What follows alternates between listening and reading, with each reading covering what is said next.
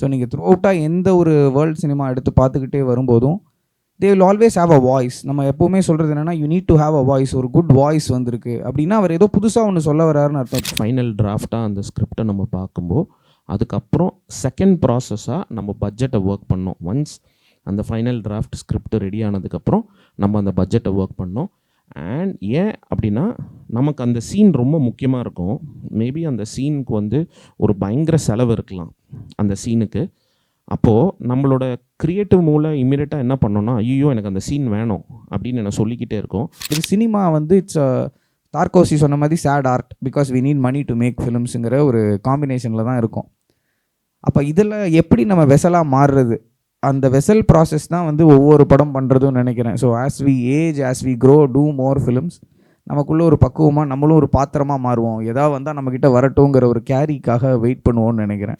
Independent சினிமாவுக்கு இந்த மாதிரி ஒரு collaborative mind set, not just in making the product, அதுக்கப்புறமா அது எப்படி மக்களை போய் சேருது, எப்படி அதை பற்றி பேசுகிறாங்கங்கிறது, நம்ம எப்படி அதை கொண்டு போகிறோம் ஆடியன்ஸ் கிட்ட, என்ன மாதிரி ப்ரொமோட் பண்ணுறோம் அப்படிங்கிறதும் is a huge factor and variable.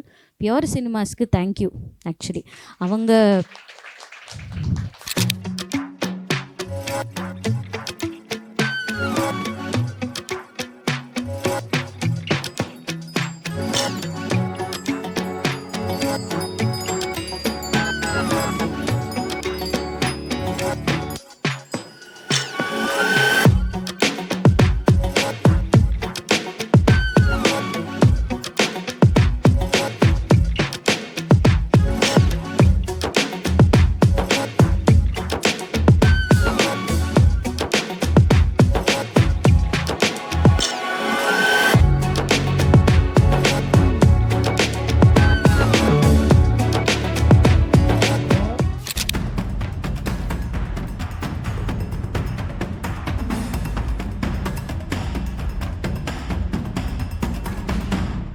கலை மனிதனாக பிறந்த ஒவ்வொருவனும் அள்ளி அள்ளி பருக வேண்டிய அமிர்தமடாது. பியூர் சினிமா யூடியூப் சேனலுக்கு நீங்கள் கொடுக்குற பேராதரவுக்கு நன்றி. சினிமா சார்ந்த விஷயங்களை ஒரு லேர்னிங் பர்பஸாக மக்கள் எல்லாருக்கும் கொடுக்குற நோக்கத்தில் இந்த டிஸ்கஷன் எல்லாத்தையும் நம்ம சேனலில் அப்லோட் பண்ணுறோம். இது மட்டும் இல்லாமல் நம்ம சேனலில் இருக்க எல்லா வீடியோஸும் டெக்னிக்கலி யூஸ்ஃபுல்லாகவும் பல பேருக்கு அமைஞ்சிருக்கு. இது தொடர்ந்து உற்சாகமாக செய்கிறதுக்கு உங்களோட சப்போர்ட்டை லைக், ஷேர் அண்ட் சப்ஸ்கிரைப் மூலமாக எங்களுக்கு கொடுங்க. சினிமா கல்வியை ஜனநாயகப்படுத்துகிற நோக்கத்தில் தமிழ் ஸ்டுடியோவோட இந்த முன்னெடுப்பால் பல இயக்குநர்கள், நடிகர்கள், ஒளிப்பதிவாளர்கள் உருவாகியிருக்காங்க. இந்த முன்னெடுப்பு தொடர்ந்து நடக்க பியூர் சினிமாவுக்கு லைக், ஷேர் அண்ட் சப்ஸ்கிரைப் பண்ண மறந்துடாதீங்க.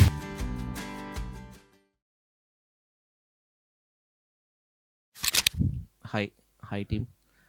நாங்கள் வந்து மாயக்கூத்துன்ற ஒரு படம் எடுத்திருக்கோம். இப்போ தியேட்டர்ஸில் ஓடிட்டுருக்கு. அண்ட் இந்த படத்தை வந்து நாங்கள் ஒரு 25 lakhs பட்ஜெட்டில் நாங்கள் வந்து இதை கம்ப்ளீட் பண்ணியிருக்கோம். ஸோ அந்த எக்ஸ்பீரியன்ஸை பற்றி பேசுகிறதுக்கு தான் இங்கே வந்திருக்கோம். ஸோ நாங்களுமே லேர்னிங் ப்ராசஸில் தான் இருக்கோம். ஸோ நாங்கள் எங்கள் எக்ஸ்பீரியன்ஸை ஷேர் பண்ணுறோம். உங்களுக்கு என்ன ஸ்டேஜில் எப்போது கிளாரிஃபிகேஷன் வருதோ நீங்கள் அங்கேயே எங்களை ஸ்டாப் பண்ணிவிட்டு நீங்கள் கேட்கலாம், குவெஸ்டின் பண்ணலாம் எல்லாமே. ஏன்னா நாங்கள் எப்படி இதை பிலீவ் பண்ணுறோன்னா, நாங்கள் இந்த ரூமை விட்டு போகும்போது எங்களுக்கு நாங்கள் இந்த ப்ராசஸில் பண்ண தப்பெல்லாம் கொஞ்சம் கிளாரிஃபை பண்ணி இன்னும் கொஞ்சம் கூட ஒரு ஸ்ட்ராங் ஃபவுண்டேஷனோடு போகணும் அப்படின்னு தான் நாங்களும் பார்க்குறோம். நாங்கள் எங்கேருந்து ஆரம்பித்தோம், எங்கள் எக்ஸ்பீரியன்ஸ் எப்படி ஸ்டார்ட் ஆச்சு அப்படின்றது. ஸோ ஃபஸ்ட்டு ஒரு இண்டிபெண்டன்ட் சினிமா, அதுக்கு ரொம்ப முக்கியமான அந்த ஒரு ஒன் திங் அப்படின்றது என்ன அப்படின்னா, உங்களுக்கு என்ன தாட் வருது, அந்த ஒரு one thing is the most important thing அப்படின்னா அது என்னன்னு சொல்லுவீங்க நீங்கள்? ஸ்கிரிப்ட் அண்ட் ஐடியா, மெயினாக ஐடியா. ஏன்னா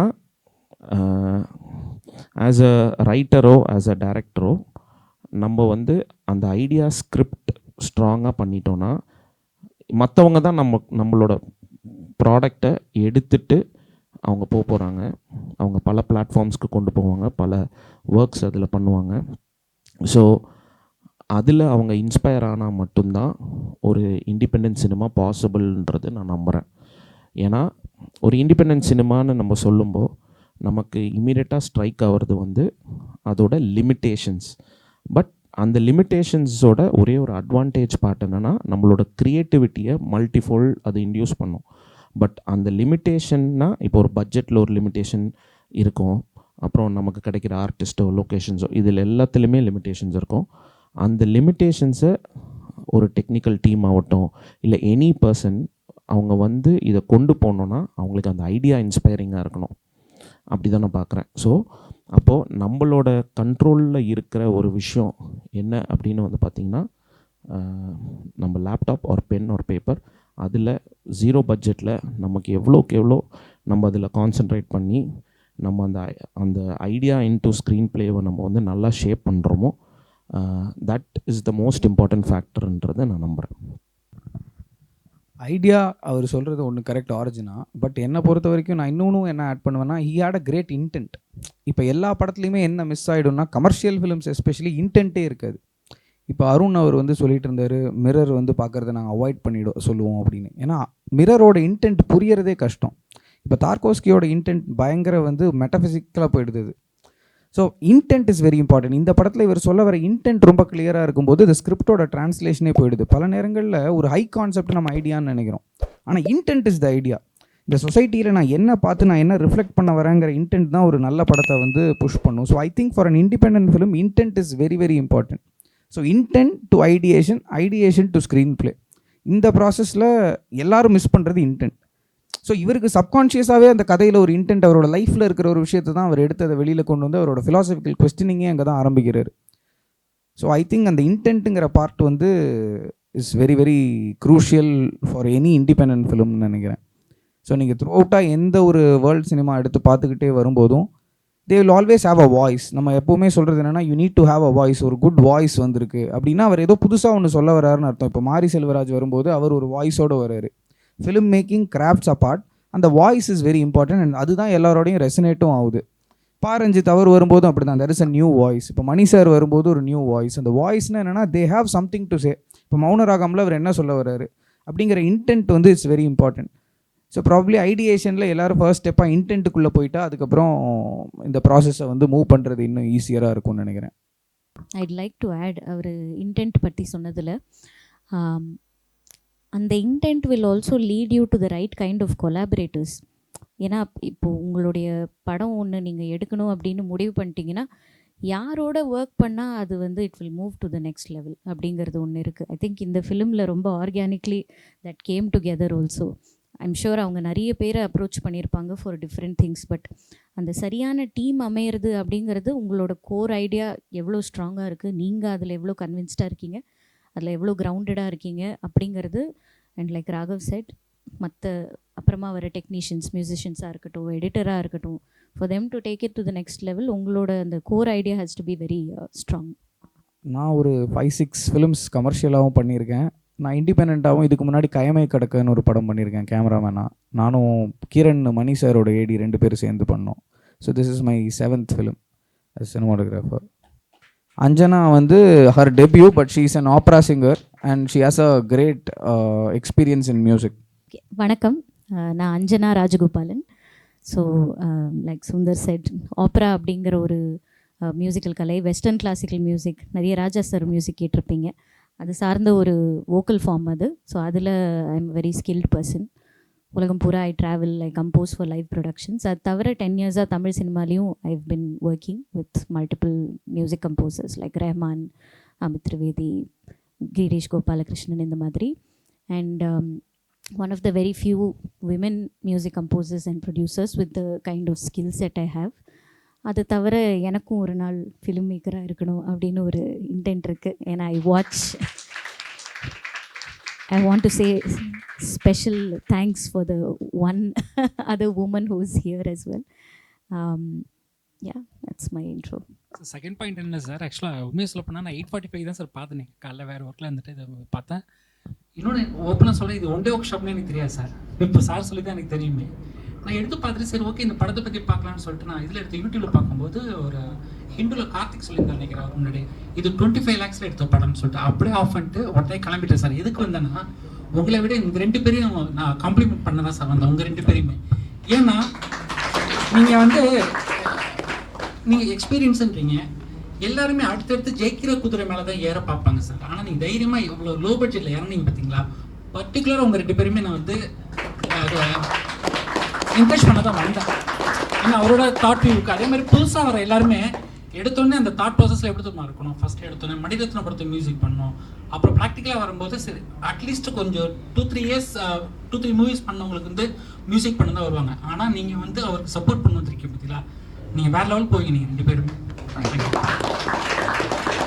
இல்லை, ஆனால் நான் ஒன்று ஆட் பண்ணணும். என்னோடய கரியர் ஸ்டார்டிங்கில் ஃபஸ்ட்டு என்னை வந்து நான் முதல்ல டைரக்ட் பண்ணேன். ஒரு படம் டைரக்ட் பண்ணேன், சூன் ரிலீஸ் பண்ணுவேன்னு நினைக்கிறேன். இப்போ அது 10 வருஷம் ஆச்சு. அந்த டைமில் இவர் ஒரு படம் பண்ணுறதா இருந்தார். ஸோ அப்போ இவர் ஒரு படம் பண்ண ஆரம்பித்த ப்ராசஸில் இவரை நான் பார்த்ததுக்கப்புறம் இவர் ஒரு ஃப்ரெண்ட் ஒருத்தர் இருக்கார். அந்த எங்கள் படத்தோட லீட் ஆக்டர் இருக்கார் இல்லையா, நாகராஜ், அவர் தான் அந்த ஃப்ரெண்டு. இவரை தான் நான் பார்க்க வரேன். நான் கோயம்புத்தூரில் இருக்கேன், நான் மெட்ராஸ்க்கே வரமாட்டேன். என்னோடய ஃபிலிம் மேக்கிங் ப்ராசஸை கோயம்புத்தூரோடு நிறுத்திப்பேன். நான் சினிமாட்டோகிராஃபி பண்ணுற ஒரு ஜோனில் கூட இல்லை அந்த டைமில். முடிஞ்சால் ஒரு சின்ன சின்ன ஷார்ட் ஃபிலிம்ஸ் பண்ணலாங்கிற ஒரு ஜோனில் தான் இருந்தேன். சரி, அப்போ இவரோட ஃப்ரெண்டு ஒரு படத்தில் நடிக்க போனார். அங்கே சினிமாட்டோகிராஃபர் தேடிட்டு இருந்தாங்க. சரி, நான் அந்த ப்ராசஸ்க்கு சினிமாட்டோகிராஃபர் பண்ண போனதில் தான் சுற்றி கடைசியில் எல்லா தெலுங்கு படம் வரைக்கும் எல்லாம் பண்ணி முடிச்சு திரும்பி இங்கேயே வந்து மறுபடியும் லேண்ட் ஆனேன். ஸோ இது ஒரு ப்ராசஸ் தான். அது கிட்டத்தட்ட நம்ம எப்படி சொல்கிறது, திங்ஸ் தட் ஹேப்பன் வில் ஹேப்பன்ங்கிற ஒரு ஜோனில் அதுவாக போச்சு sir. So more then anything வந்து ஒரு ஃப்ரெண்ட்ஷிப் அப்படிங்கிற ஒரு இதுலேயும் plus whom we like to work with அப்படிங்கிறது வந்து ரொம்ப சாலிடான ஒரு விஷயம்னு நினைக்கிறேன். இல்லை, அஞ்சனா கூட இந்த ப்ராஜெக்ட்டுக்கு அவங்க இல்லைன்னு சொல்லியிருக்கலாம். பட் அவங்க இந்த படத்தை வந்து கடைசியில் கேரி அவுட் பண்ணதுக்கு வந்து ஐ திங்க் ஒரு பாயிண்டில் வந்து ஷீ ஃபவுண்ட் வேல்யூ. இப்போ எக்ஸாக்டாக நம்ம எல்லாருமே பார்க்குறது வந்து வேல்யூ தான். ஏன்னா இன்றைக்கி ஃபினான்ஸுங்கிறது we all know at one point ஒரு ஏஜ் வர வர லைஃப் இஸ் இம்பர்மனண்ட், கையில் ஒன்றுமே இருக்க போகிறதில்ல, டக்குன்னு போய்டும்னு. ஸோ வாட் வில் ஸ்டாண்ட் டைம்ங்கிற ஒரு டெஸ்ட்டை பார்க்கும்போது சம்திங் ஆஃப் வேல்யூ தான் வில் ஸ்டாண்ட் டைம். இன்றைக்கி வின்சென்ட் வேன் காகோட ஒரு பெயிண்டிங் இருக்குன்னா it is not for the money that he made, அந்த லைஃப் டைமில் பண்ணதில்லை. But after is death too it is been spoken அப்படிங்கிற மாதிரி ஒரு பாரதியார் போயம் எல்லாமே திங்ஸ் அந்த டைமில் கஷ்டமாக இருந்தாலும் ஒரு லார்ஜர் ஸ்கேலில் பார்க்கும்போது வாட் இஸ் த இம்பேக்ட், அதை நோக்கி போனால் வந்து கரெக்டாக இருக்கும்னு நினைக்கிறேன் sir. That is the idea. இவங்களை சப்போர்ட் பண்ணி இந்த படத்தை பண்ணேன் அப்படின்னு நான் சொல்ல மாட்டேன். லைக் வாட் சுந்தர் செட், அதில் it is always a collaborative value. 2 சைடுக்குமே வேல்யூ இருக்குது. யாரெல்லாம் உள்ளே வராங்களோ எல்லாருக்குமே there has to be some takeaway. The takeaway need not be monetary. It should be monetary also. Ideally நம்ம எல்லாரும் நம்மளுடைய ஃபேமிலிஸ் அண்ட் உங்களுடைய வாழ்வாதாரத்தை சப்போர்ட் பண்ணிக்க you need money. So you have to think about that also. Let's not be disillusioned about that. But that aside, உங்களை நீங்கள் எப்படி position பண்ணிக்க விரும்புகிறீங்க, எஸ்பெஷலி அந்த ப்ராஜெக்ட் இஸ் வெரி இம்பார்ட்டண்ட்.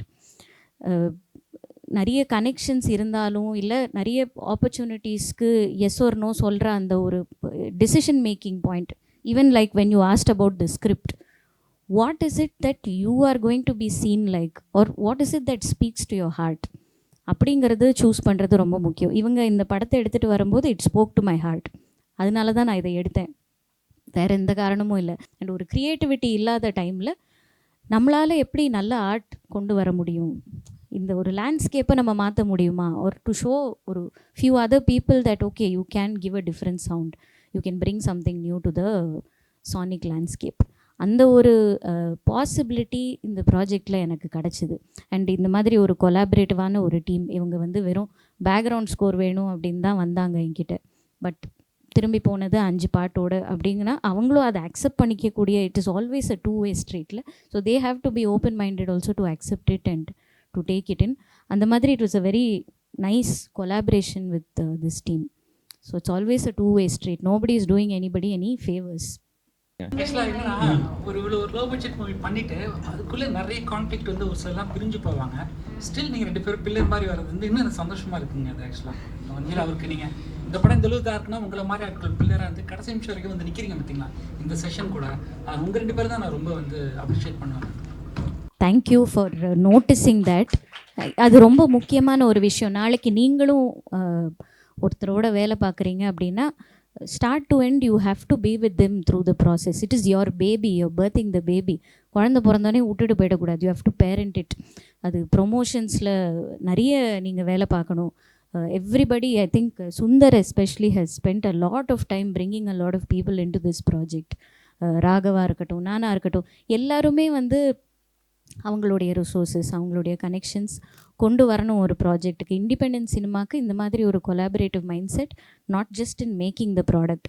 அதுக்கு அப்புறமா அது எப்படி மக்களை போய் சேருது, எப்படி அதை பற்றி பேசுகிறாங்கங்கிறது, நம்ம எப்படி அதை பற்றி எப்படி அதை கொண்டு போகிறோம் ஆடியன்ஸ் கிட்ட, என்ன மாதிரி ப்ரொமோட் பண்ணுறோம் அப்படிங்கிறதும் is a huge factor and variable. Pure சினிமாஸ்க்கு தேங்க்யூ ஆக்சுவலி. அவங்க ஏன்னா எனக்கு தெரியும் இந்த ப்ராஜெக்ட் அவங்க எடுத்துகிட்டு 1 வருஷம் அலைஞ்சாங்க without knowing what to do, how to release it, என்ன மாதிரி அலைஸ் கிடைக்கும் இதுக்கு அப்படின்ட்டு. I think Pure Cinemas was the very first very good ally that they God.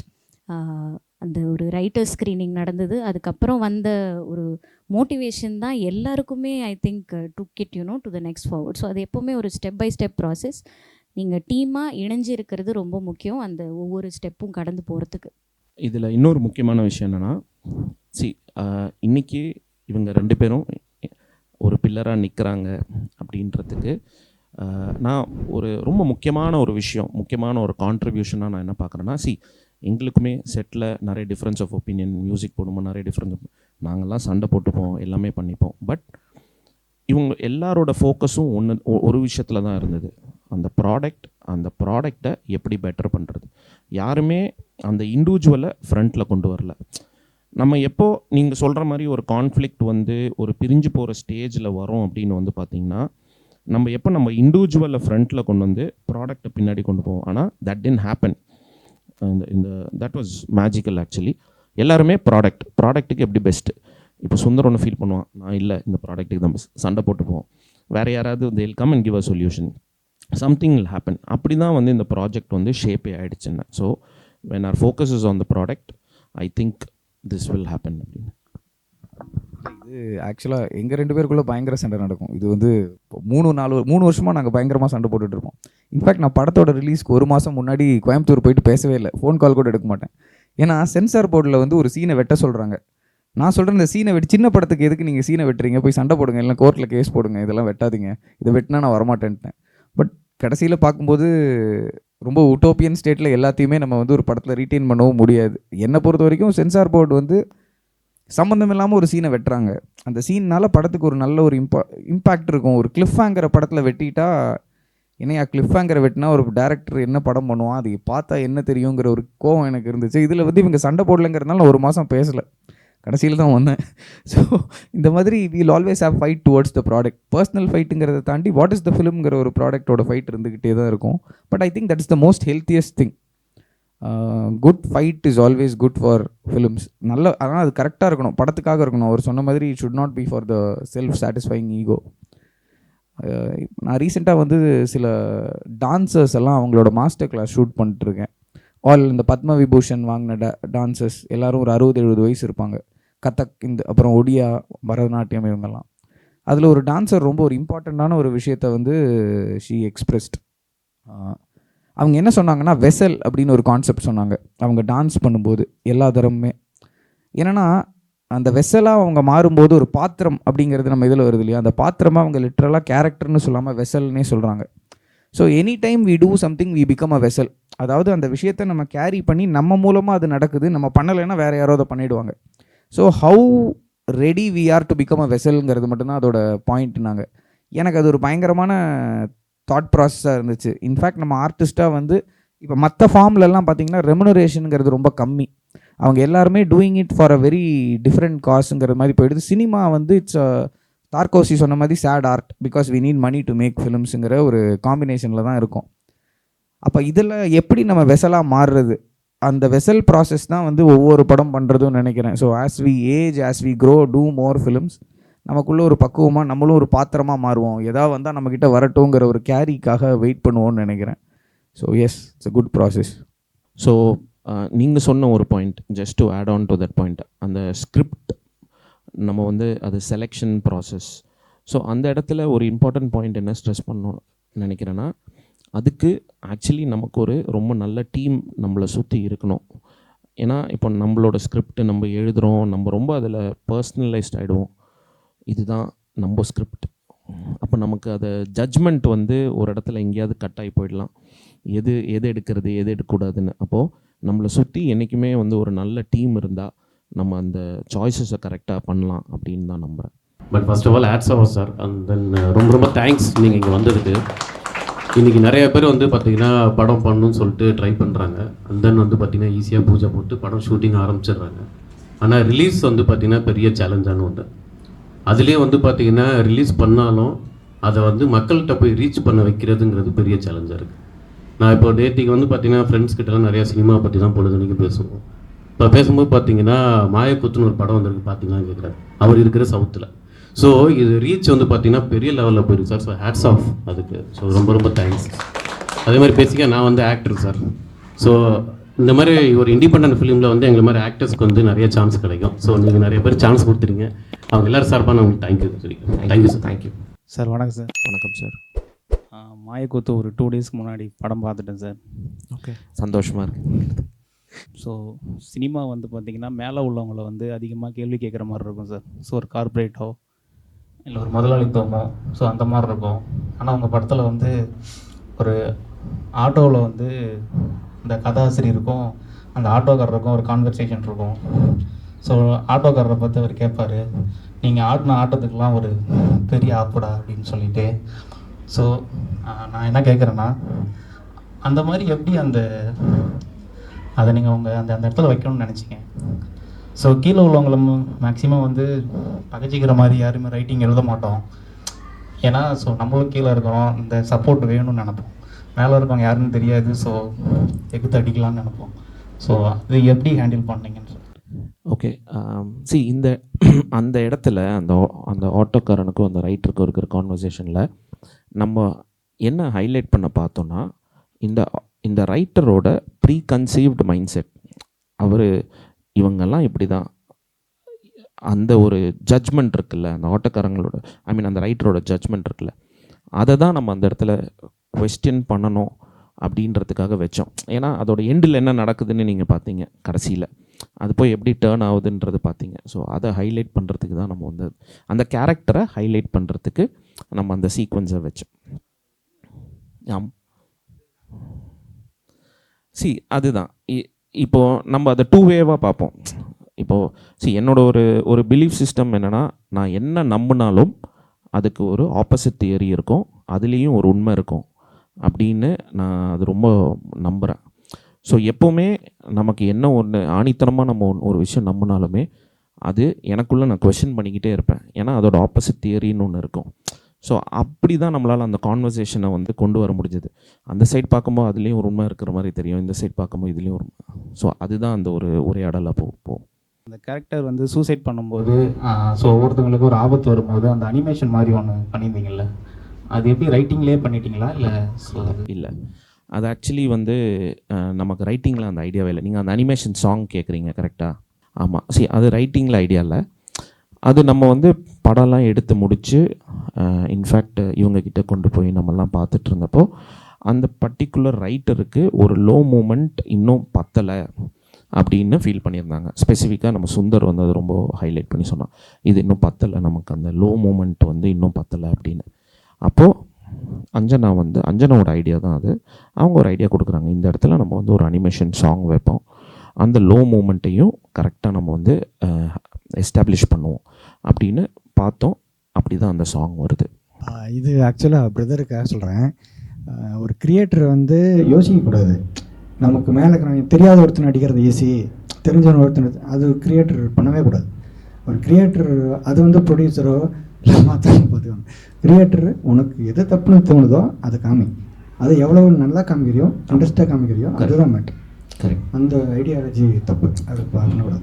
So நம்ம ஆஸ் இப்போ ரைட்டர் நம்மலாம் வந்து எழுதும்போது நம்மளோட எக்ஸ்ப்ரெஷன்ஸை தான் நம்ம வந்து அந்த பேப்பரில் கொண்டு வரோம். என்ன தான் பண்ணாலும் இப்போ நம்ம ஒரு சீனை கன்சீவ் பண்ணும்போது நம்ம சைக்கலாஜிக்கலாக நமக்கு வந்து நம்ம லைஃபோட ஒரு ஹாப்பினிங்ஸ், நம்ம ஒன்று பார்த்ததை நம்ம எப்படி கன்சீவ் பண்ணுறோம், இது எல்லாமே தான் நம்மளை இன்ஃப்ளூயன்ஸ் பண்ணி நம்மளை அந்த பேப்பரில் எழுத வைக்குது. ஸோ அது நம்ம என்ன தான் பண்ணாலும் அது இன்னோவேட்டபிள், அது நேச்சுரலாக வந்துடும்ன்றது தான் பார்க்குறேன். ஹாய் சார், வணக்கம். என் பேர் காளிதாஸ் சார். வணக்கம் சார். இண்டிபெண்டன்ட் ஃபில்ம் மேக்கிங்கில் ஃபஸ்ட்டு நமக்கு பிரச்சனையாக இருக்கிறது பட்ஜெட் ஒன்று இருக்கும். இந்த ஃபியூ எலிமெண்ட்ஸ் இருந்தால் இது ஸ்கிரிப்டு ஓகே கன்ஃபார்மாக கதை கரெக்டாக இருக்கும்னு நமக்கு ஒன்று இருக்கும். அண்ட் சேம் டைம் பட்ஜெட் பார்க்கும்போது நமக்கு அது ஒன்று இடிக்கிற என்ன சொல்கிறதுனா ஒரு இஷ்யூ இருக்கும் அப்படின்ற ஒரு கேள்வி சார். அண்ட் செகண்ட் ஒன்று என்னென்னு பார்த்தீங்கன்னா நம்ம இண்டிபெண்டன்ட் ஃபிலிமை பொறுத்தவரை நம்ம ஒரு கருத்து இல்லைன்னா ஒரு கருத்து நம்ம சொல்கிறோம் அப்படின்னா அந்த கருத்து மற்றவங்கள பாதிக்காத வகையில் நம்ம சொல்லணும். நம்ம சொல்லக்கூடிய கருத்து நமக்கு உண்மைன்னு தெரியும், மற்றவங்க யாரையும் ஹேட் பண்ணக்கூடாதுன்றது ஒரு விஷயத்தையும் நம்ம கருத்தில் வச்சுக்கிட்டு இண்டிபெண்டன்ட் ஃபிலிம், அது கமர்ஷியல் ஃபிலிமை பொறுத்தவரை நமக்கு அது பிரச்சனை இல்லை. இண்டிபெண்டன்ட் ஃபிலிமை பொறுத்தவரை அந்த ஒரு கருத்துங்கிறத நம்ம கரெக்டாக ஃபோக்கஸ் ஆன் நோ, யாரையும் ஹேட் பண்ணாமல் இருக்கணும் அப்படின்ற ஒரு ரெஸ்பான்சிபிள் அண்ட் டைரக்டர் ரைட்டிங்ன்ற ஒரு இதுவும் இருக்குது இண்டிபெண்டன்ட் ஃபிலிமை பொறுத்தவரை. தேர்ட் கொஸ்டின் என்னென்னு பார்த்தீங்கன்னா, ஒரு கேரக்டர் வச்சு நம்ம இது பண்ணுறோன்னா காஸ்டிங் நம்ம இது பண்ணணும். ஏன்னா நம்ம காஸ்டிங்கில் நமக்கு எக்ஸ்ட்ரா பட்ஜெட் இருக்க பட்ஜெட் நம்ம கம்ப்ரஸ் பண்ணுவதுமே எக்ஸ்போஸ் பண்ணக்கூடாதுன்ற ஒரு கேள்வி இருக்குது சார். அப்படி நம்ம அந்த ஒரு காஸ்டிங்க்கு நம்ம எந்த மாதிரி யூஸ் பண்ணலாம், எப்படி இது பண்ணலான்ற ஒரு ஓகே ஷோர். ஸோ நீங்கள் 3 கொஸ்டின் கேட்டிருக்கீங்க. ஒரு கொஸ்டின் வந்து பட்ஜெட், அதாவது நம்ம ஸ்கிரிப்ட் எழுதும்போது எப்போவுமே ஒரு டிபேட்டிங் பாயிண்ட்டில் நான் என்ன பார்க்குறேன்னா, பட்ஜெட்டை மனசில் வச்சு ஸ்கிரிப்டை எழுதணுமா இல்லை ஸ்கிரிப்டை எழுதிட்டு பட்ஜெட்டை பற்றி யோசிக்கணுமான்றது ஒரு பெரிய டிபேட் ஆன விஷயம். மெயினாக இண்டிபெண்ட் ப்ராஜெக்ட்ஸ்க்கு எப்போவுமே அப்படி வரும். பட் நான் என்ன பிலீவ் பண்ணுறேன் அப்படின்னா, இது ரைட்டோ தப்போ இல்லை, நான் பிலீவ் பண்ணுறேன் நம்ம ஸ்கிரிப்ட் எழுதும்போது பட்ஜெட் மைண்ட்லேயே இருக்கக்கூடாது. நமக்கு என்னெல்லாம் ஃப்ளோ வருதோ நம்ம அத்தனையும் வந்து நம்ம அந்த பேப்பரில் போடணுன்றது தான் பார்க்குறேன். ஏன்னா நம்ம ஃபைனலாக அதை ஒரு ஃபைனல் டிராஃப்டாக அந்த ஸ்கிரிப்டை நம்ம பார்க்கும்போது அதுக்கப்புறம் செகண்ட் ப்ராசஸாக நம்ம பட்ஜெட்டை ஒர்க் பண்ணோம். ஒன்ஸ் அந்த ஃபைனல் டிராஃப்ட் ஸ்கிரிப்ட் ரெடி ஆனதுக்கப்புறம் நம்ம அந்த பட்ஜெட்டை ஒர்க் பண்ணோம். அண்ட் ஏன் அப்படின்னா, நமக்கு அந்த சீன் ரொம்ப முக்கியமாக இருக்கும். மேபி அந்த சீனுக்கு வந்து ஒரு பயங்கர செலவு இருக்கலாம் அந்த சீனுக்கு. அப்போது நம்மளோட க்ரியேட்டிவ் மூலம் இம்மீடியட்டாக என்ன பண்ணோன்னா, ஐயோ எனக்கு அந்த சீன் வேணும் அப்படின்னு எனக்கு சொல்லிக்கிட்டே இருக்கும். அப்போது அதை எப்படி நான் வேறு மாதிரி கன்வே பண்ணலாம், எனக்கு பட்ஜெட்டும் இடிக்குது ஆனால் நான் வேறு மாதிரி எப்படி கன்வே பண்ணலாம் அப்படின்னு நான் அதுக்கப்புறம் யோசிப்பேன். நான் அதை ஃபஸ்ட்டே யோசிச்சுட்டுனா என்னோடய க்ரியேட்டிவ் ப்ராசஸை நான் அங்கங்கே வந்து காம்ப்ரமைஸ் பண்ணிக்கிட்டே வரேன். இது வேணாம், இது ஆகும் பட்ஜெட், அந்த ஒரு தாட்லேயே இருப்போம். ஸோ அதுதான் வந்து நான் சொல்கிறது. ஸோ உங்களோட ஃபஸ்ட் கொஸ்டின் இது தானே, நான் ஸ்கிரிப்டை வச்சு பட்ஜெட்டை வச்சு ஸ்கிரிப்ட் எழுதணுமா இல்லை ஸ்கிரிப்ட் எழுதிட்டு பட்ஜெட் யோசிக்கணுமா அப்படின்றது. ஸோ அதுதான் வந்து என்னோடய தாட்டாக இருக்கும். ஸ்கிரிப்டெல்லாம் ஃபுல்லாக பக்காவாக எழுதிட்டு அதுக்கப்புறம் நம்ம வந்து பட்ஜெட்டை பற்றி யோசிப்போம். நான் முதல்ல ஒரு படம் பண்ணேன். அந்த படத்துக்கு எனக்கு வெறும் இன்டென்ட் மட்டும்தான் இருக்கும். இன்டென்ட்டை வச்சுட்டு எனக்கு என்ன அவைலபிலிட்டி இருக்கோ அதை வச்சு நான் கம்ப்ளீட்டாக எனக்கு எப்படி வேணுமோ அப்படி தான் ஷூட் பண்ணேன். அதில் நான் ஸ்கிரிப்டிங்கிற ப்ராசஸ்க்கு வந்து பெரிய ஒரு இது கொடுக்கல, வெயிட்டேஜ் கொடுக்கல அந்த இடத்துல. ஏன் நான் அதை கொடுக்கலன்னா, எனக்கு பேசிக்காக இது வேணும், இதுதான் கேரக்டர், இந்த கேரக்டருக்கு இந்த கான்ஃப்ளிக்ட்டுக்கு இது விஷயங்களை ஃபேஸ் பண்ணுது, இதுக்கு என்ன போகுதுன்னு நான் ஸ்கிரிப்ட் பண்ணி பண்ணக்கூடிய ஒரு இடத்துலையும் இல்லை. ஸோ இண்டிபெண்டன்ட் ஃபிலிம் மேக்கிங் அப்படிங்கிற ப்ராசஸ் வந்து அதை நீங்கள் முடித்து நீங்கள் பண்ணுறத வந்து ஒரு லெசனாக பார்த்தா வந்து இன்னும் பெட்டராக இருக்கும்னு நினைக்கிறேன். அதில் வந்து ஃபினான்ஷியல்ஸை வர நான் எப்படி ஒரு படத்தை கொண்டு வரலாம், அதில் என்னோடய ரிசோர்ஸஸ் கன்ஸ்ட்ரெயின் இருக்கிறதையும் மைண்டில் வச்சுட்டு ஒர்க் பண்ணுறது வந்து பெட்டராக இருக்கும். நானும் கிரணும் கைமை கிடக்க பண்ணும்போது அவன் ஒரு டிராஃப்ட் அனுப்பிச்சான். அப்புறம் அவனும் லொக்கேஷன் ரெக்கி போனோம். ரெக்கி போகிற டைமில் வந்து பல விஷயங்கள் ஃபீஸிபிளாக இல்லைங்கிறது டிராஃப்ட்லேயே தெரியுது. அப்போ என்ன பண்ணுறோன்னா, அதுக்கேற்ற மாதிரி ஸ்கிரிப்டில் இருக்கிற சில சேஞ்சஸை உடனே பண்ணிவிட்டு நாங்கள் அதை அப்படி ஷூட் பண்ணுறோம். ஸோ இதில் வந்து ஒரு ப்ராக்டிக்கலாக இதுதான் ஃபார்முலான்னு கிடையாது. உங்களை பொறுத்த வரைக்கும் ஒரு படத்தை முடித்து வெளியில் கொண்டு வரணும், அந்த ஃபிலிம் வந்து பார்க்க கரெக்டாக இருக்கணும். இப்போ அப்பாஸ் கியாரஸ்டமி வந்து இந்த ஒரு படம் பண்ணியிருப்பார், அண்ட் லைஃப் கோஸ் ஆன். அந்த லைஃப் கோஸ் ஆன் படம் வந்து நீங்கள் இப்போ வரைக்கும் பார்த்தீங்கன்னா அது டாக்குமெண்ட்ரியா இல்லை வந்து ப்ரொடக்ஷனில் செட் பண்ணி எடுத்தாங்களா நமக்கு புரியவே புரியாது. ஏன் லைஃப் கோஸ் ஆன் அப்படின்னு பார்த்தா, அந்த படத்தை திரும்பி நம்மளால் ரீக்ரியேட் பண்ணி எடுக்கவே முடியாது. அந்த படம் என்னென்னா, அவரோட கிரேக்கர் டைலாலஜியில் வர ஒரு படம். ஒரு ஹில்லி வில்லேஜில் டெஹரானில் அந்த டைமில் ஒரு பயங்கரமான ஈரானில் ஒரு எர்த்குவேக் நடக்குது, 30,000 பேர் இறந்து போகிறாங்க.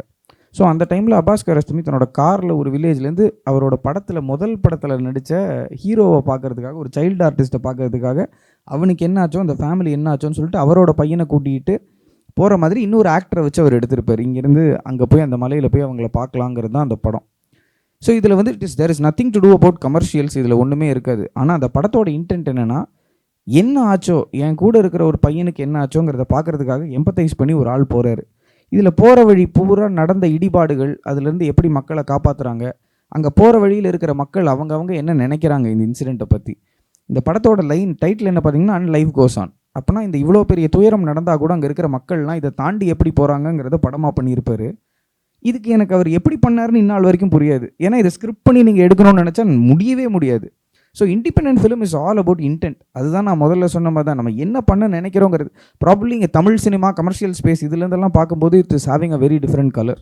பட் இன்ஃபேக்ட் ஒரு பியூர் சினிமா அப்படிங்கிற இதுலேருந்து இங்கே பார்க்கும்போது independent film is all about making something 60-70 minutes 80 minutes நீங்கள் ஒரு படத்தை கம்ப்ளீட் பண்ணி வெளியில் கொண்டு வந்து இதுதான் ஆர்ட் அப்படின்னு கொண்டு வரது தான். நீங்கள் ஆண்டி வார்ஹோலோட பிக்சர்ஸ், பெயிண்டிங் இதெல்லாம் பார்த்தீங்கன்னா ஒரு வாஷ் பேஸினை பண்ணி கொண்டு போய் ஒரு இடத்துல போட்டு இதுதான் ஆர்ட்டும்பார். ஒரு செவுத்தில் பெயிண்ட் அடிச்சுட்டு 90 நிமிஷம் காய விட்டு அதையும் படம்னு சொல்லி விற்ற ஒரு சினிமாவும் இருக்குது. இன்றைக்கி நீங்கள் ராத்கோவோட பெயிண்டிங் எடுத்திங்கன்னா ஒரு லார்ஜ் பெயிண்டிங் கேன்வாஸில் எம்டியாக இருக்கும். ஜாக்சன் பாலக்கோடது குழந்தை வரைஞ்ச மாதிரி இருக்கும்.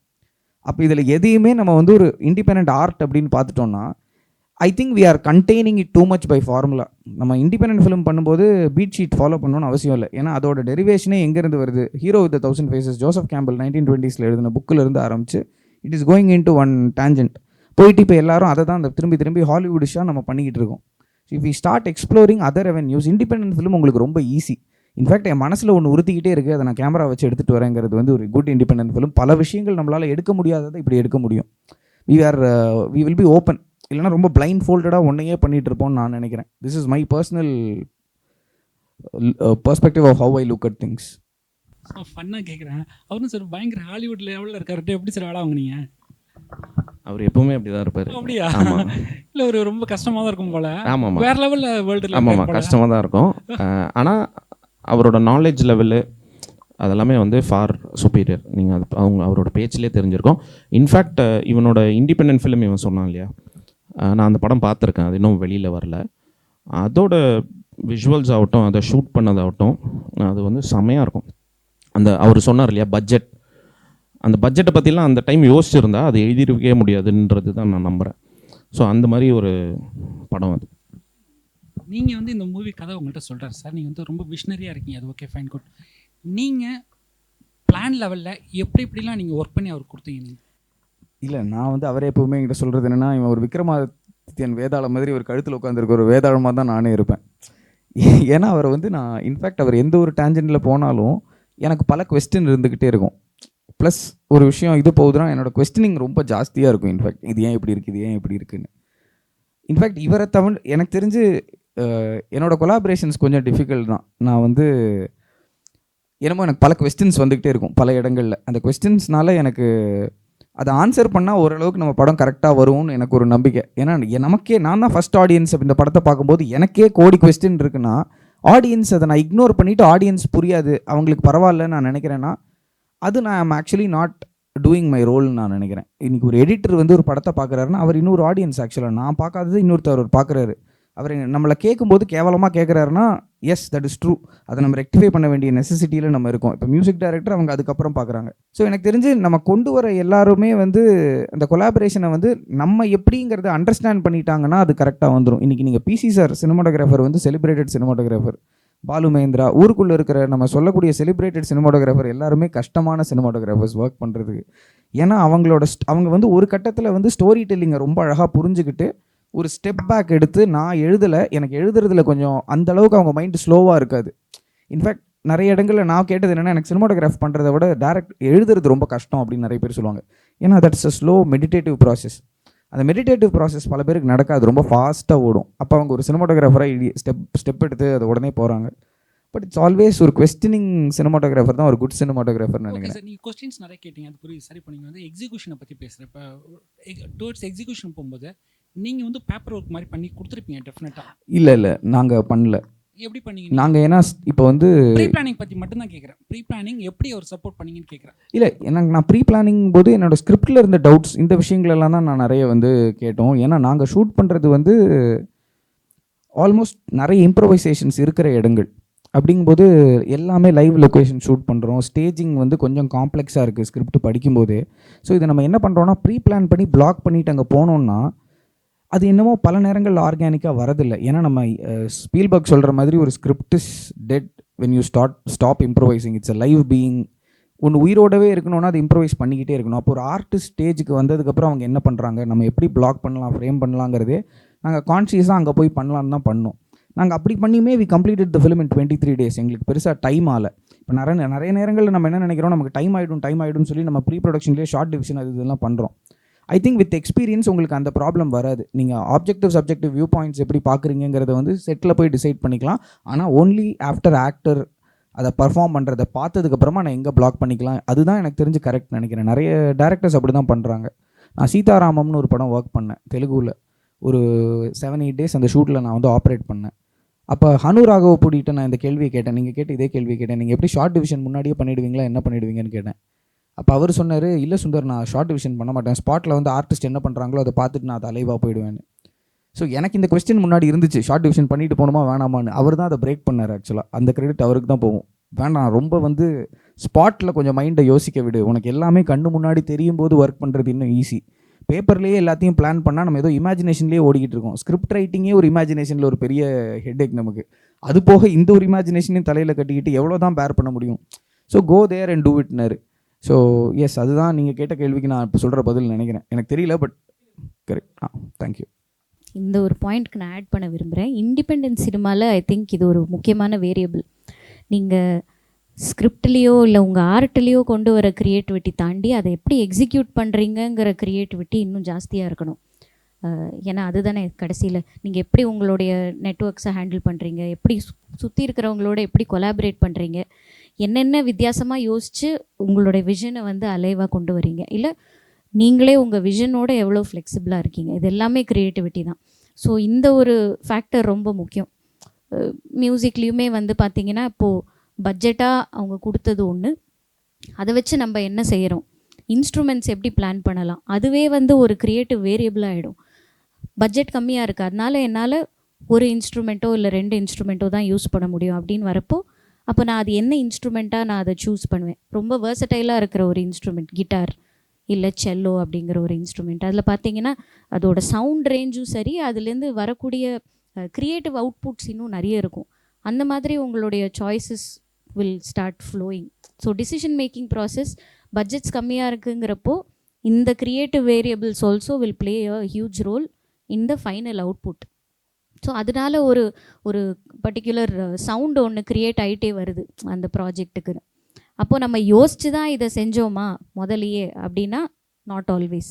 சில பேர் யோசித்து செய்வாங்க முதலையே, அதுவும் தப்பு கிடையாது. இது எதுவுமே தப்பு ரைட்டுங்கிறது கிடையாது. வாட் ஒர்க்ஸ் ஃபார் யூ அப்படிங்கிறது தான் நீங்கள் பார்க்கணும். அண்ட் அந்த what works for you also keep your self very flexible during the process so that you allow for good ideas to come and you allow for newer ways in which you can create what you need ultimately. மறக்காம subscribe பண்ணிருங்க.